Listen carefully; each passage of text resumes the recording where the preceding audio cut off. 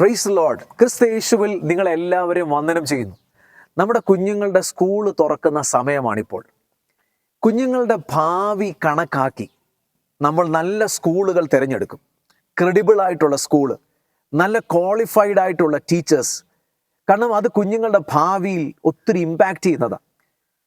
ഈ teachers, സ്കൂളുകളിലുള്ള teachers വന്നിട്ട് കുഞ്ഞുങ്ങളെ കെമിസ്ട്രി പ്രസംഗിച്ചിട്ട് പോയാൽ കുഞ്ഞുങ്ങൾക്ക് എന്തെങ്കിലും അറിയാൻ പറ്റുമോ? മാത്സ് വന്ന് പ്രസംഗിച്ചിട്ട് പോയാൽ കുഞ്ഞുങ്ങൾക്ക് എന്തെങ്കിലും അറിയാൻ പറ്റുമോ? ഏതെങ്കിലും ഒരു സബ്ജക്റ്റ് ആ ടീച്ചർ വന്ന് പ്രസംഗിച്ചിട്ട് പോയി, ആ കുഞ്ഞുങ്ങൾക്കൊന്നും അറിയത്തില്ല. ഒരു വർഷം കഴിയുമ്പോൾ അല്ലെങ്കിൽ ആ ടേം കഴിയുമ്പോൾ എക്സാം ഇടുമ്പോൾ കുഞ്ഞുങ്ങൾക്കൊന്നും അറിയാതിരിക്കും.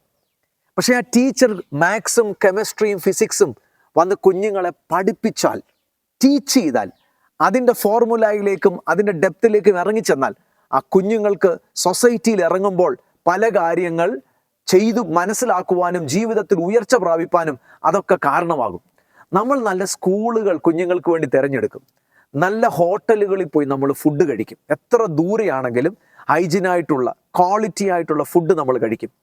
എത്ര ദൂരെയാണെങ്കിലും നല്ല ഹോസ്പിറ്റലുകളിൽ നമ്മൾ പോകും. നല്ല ഡോക്ടറിനെ തേടി, നല്ല ഹോസ്പിറ്റൽ തേടി നമ്മൾ അവിടെ ഹോസ്പിറ്റലിൽ പോകും.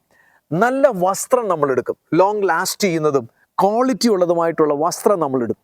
ഇതൊക്കെ നമ്മുടെ ജീവന് വേണ്ടിയിട്ടാണ്, നമ്മുടെ ശരീരത്തിന് വേണ്ടിയിട്ടാണ്. പക്ഷെ ഇതിനെക്കാട്ടിലും എത്രയോ ഇമ്പോർട്ടൻ്റാ യേശു കർത്താവിൻ്റെ വചനവും പരിശുദ്ധാത്മാവും.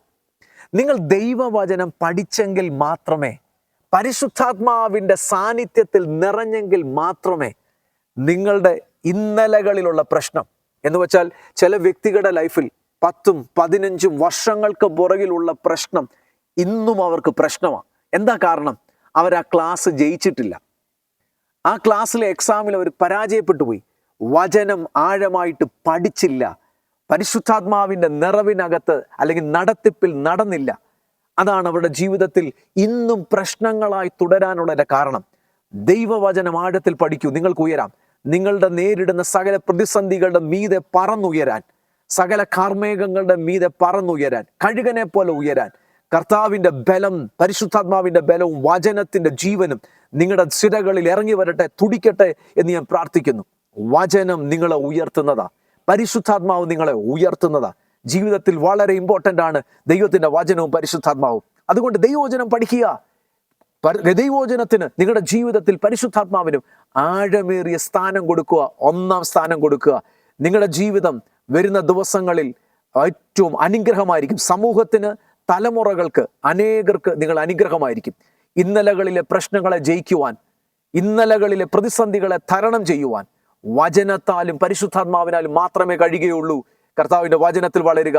കർത്താവ് നിങ്ങളെ സഹായിക്കട്ടെ. God bless you.